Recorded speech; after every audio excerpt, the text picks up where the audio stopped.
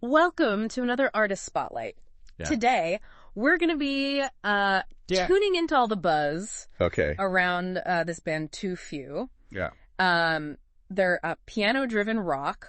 Right. And they seem to be making some serious waves. Really interesting. So yeah, our research team has pulled together some pretty interesting information. Okay. Primarily from the band's online presence. Yeah.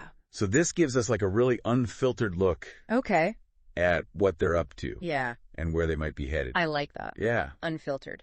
All right. So what we're trying to do here is cut through the noise.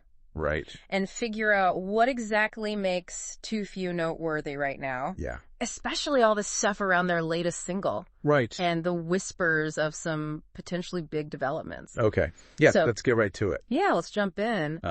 What stands out to you initially? Well, you can't ignore their ranking on River Nation. Sorry. Holding the number 3 spot out of over 4 million bands. Wow. That's pretty significant. Yeah, that's a huge number. It is. I mean, it's easy to see a number like that and think, oh, that's nice. Right. But when you consider the sheer volume of artists on that platform. The scale of it. Yeah. It's massive. Yeah. That's not a small pond. Not at all. To be number 3 in. And what's even more striking is that over 50,000 new bands join Reverb Nation every month.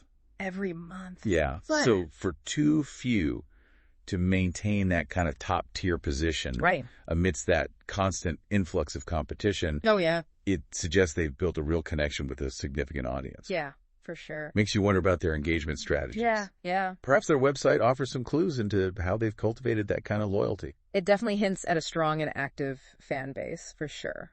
Yeah. And speaking of what they're putting out there, their new single Little Story just dropped and is available across all streaming platforms. Okay. So that's obviously a key piece of the momentum they're seeing right now. Yeah, the initial response seems quite enthusiastic. Oh, yeah. Planet Singer described it as a track that goes straight to the heart of the listeners. Wow. The lyrics, brilliant songwriting, and performance keep the audience on the edge of their seats from the first note to the last. That's a pretty bold statement. It is. Oh. When you read something like that, you start to think about what elements in their music might be creating that kind of immediate impact. Absolutely. Yeah. Makes you curious. And they describe Little Story as a bassy via Danielle Lazare. Oh, okay. Groove-fueled snapshot of chasing dreams, making music, and catching the eye of someone special. Interesting. The very evocative image they paint. It is. And that mention of a bassy groove provided by Danielle Lazare makes me wonder if the bass plays a more prominent or melodic role in their sound than in like typical rock. Than you would expect. Yeah. I don't know. That's a great point. It suggests the interplay of instruments is something they're very consciously highlighting. Yeah. Because they specifically mention Danielle Lazare's smooth bass line, John Sebring's crisp percussion, and David Lazare's soaring lead guitar riffs. Okay. So it sounds like each instrument is contributing a distinct and important layer to the track. It's not just a wall of sound. Right. It's about the threads that create the tapestry. Right. And then you have frontman Michael John Lazare saying every verse is a memory. Right. And every chorus gets the girls dancing. Wow. Pretty direct and confident statement about the song's emotional core and its intended effect. It gives you a sense of their performance energy and the kind of connection they aim to make with their audience. For sure. Particularly in a live setting. Yeah. That every verse is a memory line hints at a potentially narrative and personal lyrical style. Yeah. And it's not just established publications. Right. YouTuber Karesic apparently gave Little Story a really positive review, praising the groove, the musicianship, and a heartfelt vibe. Right. So that kind of organic buzz from creators can be incredibly influential. Definitely. Suggests the song is resonating authentically with listeners. Absolutely. Yeah. It reaches a different segment of the audience. Yeah. Often carries a lot of weight because it feels less filtered. Yeah, it feels more real. Yeah. And it's interesting, the multiple sources point to this groove, so it suggests that rhythm and feel are central to the song's appeal. Absolutely. And then to add to this whole momentum thing, Too Few even appeared live on the Zach Feldman Show for an exclusive review of Little Story. Wow. So that kind of direct engagement with media, even on independent platforms, shows that they're actively working to get their music heard and discussed. Yeah. It's not just about releasing the song and hoping for the best. No, they're being proactive. Yeah. Right. Yeah. It speaks to that proactive approach and a willingness to connect with different audiences. Absolutely. Yeah. This kind of effort often pays dividends in building broader awareness. Yeah, for sure. It all suggests Little Story is more than just a new track. Right. It's potentially a key driver in their current rise. It definitely seems that way. And all this momentum might be leading to something even bigger. There's talk about Too Few being in discussions with Spectra Music Group regarding a potential record deal. Okay. Now, Spectra Music Group is described as a well-established independent label with a solid reputation for spotting talent. Okay. So this isn't just some fly-by-night operation. They have a track record. Right. And for a band like Too Few, who've been fiercely independent for years. Right. Self-releasing, self-promoting. Touring, recording. They've done it all themselves. Yeah. So the fact that a label like Spectra is taking notice feels like a significant turning point. It's a validation of all that DIY effort. It really is. You know, it underscores that point about their dedication. Right. They haven't been waiting for someone to discover them. No. They've been out there building their sound and their audience. Right. So even the possibility of a partnership with Spectra is a big deal. Huge. Now, while it's crucial to remember that no official deal is signed yet, the information indicates that things are moving forward pretty quickly. Okay. This isn't just exploratory. Right. There seems to be genuine interest on both sides. And if this does come to fruition, yeah, it could provide them with what the research team notes, a springboard into a whole new universe of exposure and opportunity. Right. Think about the resources a label can offer. Oh, yeah. Wider distribution, more robust marketing, potentially opening doors to larger tours and festivals. Right. It's the kind of infrastructure that can really amplify a band's reach. Absolutely. And the buzz around this potential Spectra deal is being seen as real validation for the band's hard work. And their authentic vision. Yeah, it's like the industry is finally catching up to what their growing fan base already recognizes. That's a key point. Right. This isn't necessarily about them changing their sound or compromising their artistic integrity. Yeah. It's about gaining the support to connect with a wider audience and potentially take their music to the next level. Yeah. Yeah, this raises an interesting question. Okay. What is it about their musical style that has attracted this kind of attention, both from fans and now potentially a label? That's the perfect lead-in to their musical style and influences. All right. A review of their previous single, Love Struck, in Planet Singer, offers some intriguing comparisons. Interesting. They likened its raw energy to classic Aerosmith, specifically mentioning albums like Toys in the Attic and Pump. Wow. And even drew parallels to the inspired era of Bon Jovi. But crucially, the review emphasized that Too Few maintains their own signature DNA. So they're not just mimicking them. Right. Yeah. They're building on established rock traditions, but not just mimicking them. Okay. They're tapping into that classic rock energy that resonates with a lot of people, but they're putting their own stamp on it. Right. And while that review focused on Love Struck, the description of Little Story suggests a slight evolution, or at least another facet of their sound. Yeah.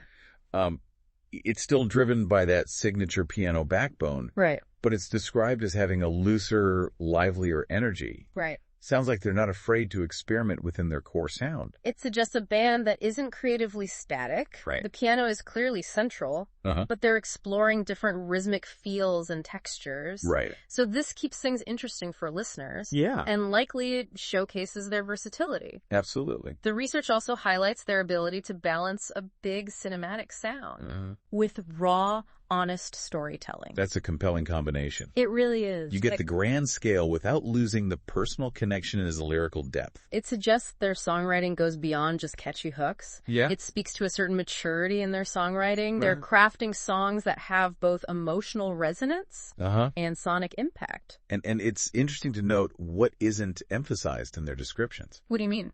Apparently, the focus isn't on excessive technical virtuosity for its own sake, but more on having fun being real and letting the vibe guide the music. Okay. That feels very authentic and approachable. It does. Suggests a band that prioritizes feeling and connection over pure technical display, which often resonates more deeply with listeners. For sure. And the mention of the robust and confidently layered mix of their tracks indicates a level of professionalism in their production that supports that overall vibe.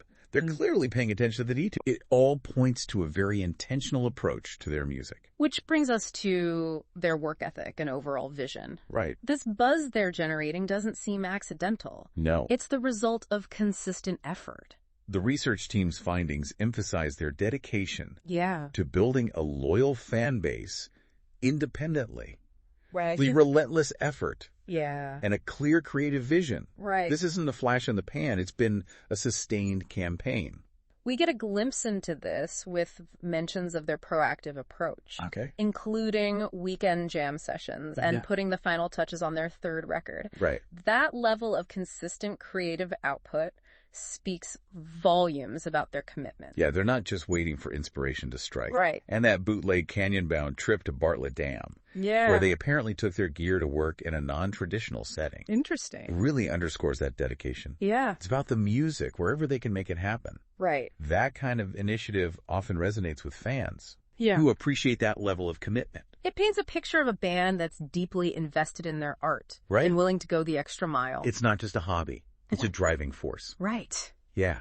And that kind of dedication often translates into a strong connection with their fan base. Absolutely. People recognize and appreciate that level of commitment and authenticity. Yeah, for sure.